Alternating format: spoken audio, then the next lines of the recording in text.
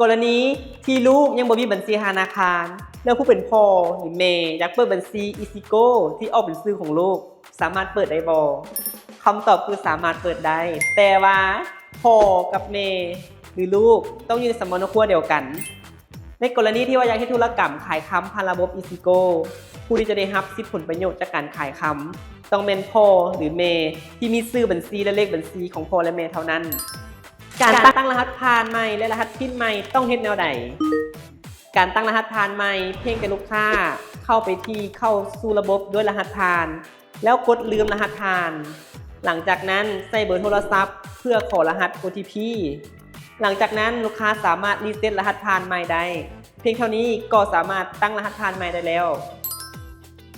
สำหรับรหัสพินให้ลูกค้ากดเข้าสู่ระบบแล้วกดคำว่าโปรไฟล์หลังจากนั้นกดที่ว่าตั้งค่าความปลอดภัยให้ลูกค้ากดคำว่าเปลี่ยนรหัสพินและกดคำว่าลืมรหัสพินระบบจะส่งรหัส OTP มาที่เบอร์โทรให้ลูกค้าป้อนรหัส OTP ไป